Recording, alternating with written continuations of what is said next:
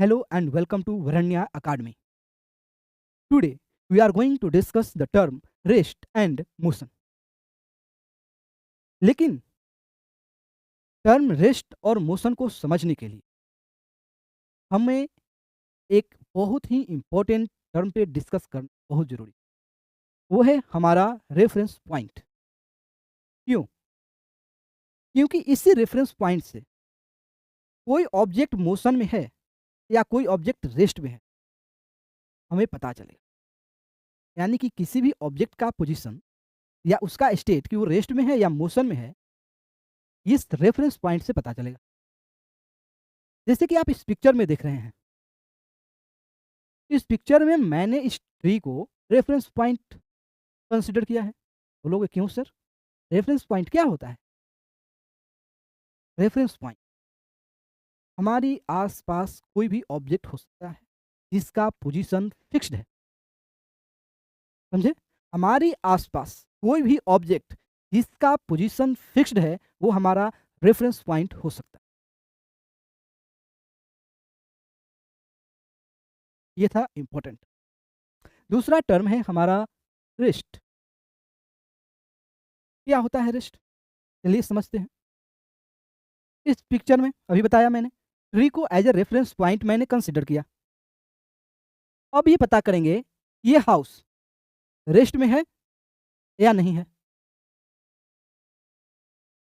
तो आप देख रहे हैं कि यहाँ पे कुछ टाइम फ्रेम दिया गया है। वो टाइम है 10:20 हो रहा है, 10:30 हो रहा है और 10:40 हो रहा है। टाइम चेंज कर रहा है।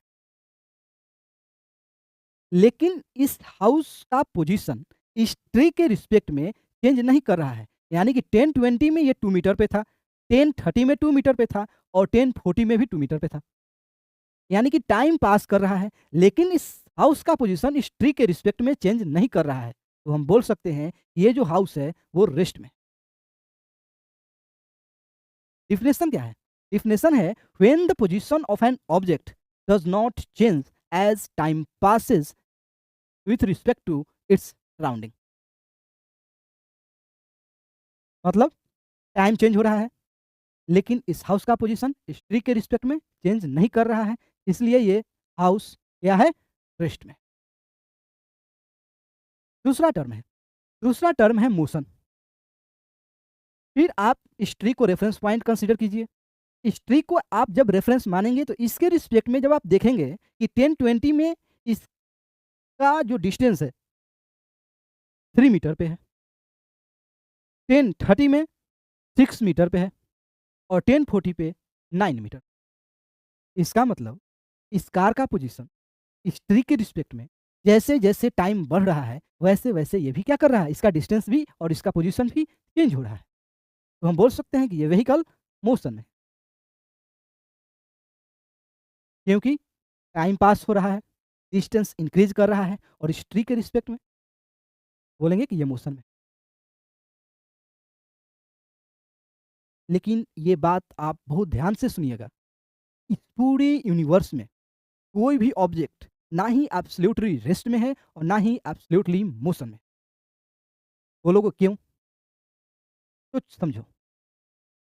ये हाउस इस ट्री के रिस्पेक्ट में रेस्ट में है। सोचो कि एक व्यक्ति स्पेस स्टेशन से इस हाउस पे नज़र रख रहा है।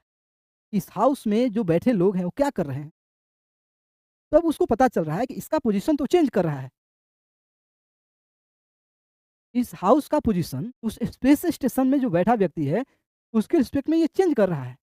क्योंकि अर्थ के साथ-साथ ये हाउस भी क्या कर रही है? रोटेट कर रहा है। तो क्या देखें आप, एक रेफरेंस में ये हाउस रेस्ट में है और दूसरा रेफरेंस में ये हाउस मोशन में है। वैसे ही आप यहाँ समझिए, मान लीजिए कि ये 2 व्हीकल है। ये 2 व्हीकल के बीच का डिस्टेंस है 2 मीटर। स्पीड है 2 kilometre per hour. Constant speed है, स्पीड कांस्टेंट है और कांस्टेंट स्पीड से ये दोनों व्हीकल मूव कर रही है। लेकिन डिस्टेंस क्या है? सेम है। टाइम चेंज हो रहा है, लेकिन इसके पोज़ीशन में कोई चेंजेज़ नहीं आ रहे हैं। तो इस कार में जो बैठा ड्राइवर है, उसको लगेगा कि ये उसके रिस्पेक्ट में ये व्हीकल रेस्ट में है, और इस कार में बैठे हुए ड्राइवर को ये लगेगा ये कार रेस्ट में है, क्योंकि दोनों के बीच की पोजीशन में किसी भी तरह के चेंजेस नहीं आ रहा है। तो आप बोल सकते हैं कि ये पूरे यूनिवर्स में कोई भी ऑब्जेक्ट ना ही एब्सोल्यूटली रेस्ट में है और ना ही एब्सोल्यूटली मोशन में, और इसको बोलते हैं, इस कांसेप्ट को रिलेटिव मोशन।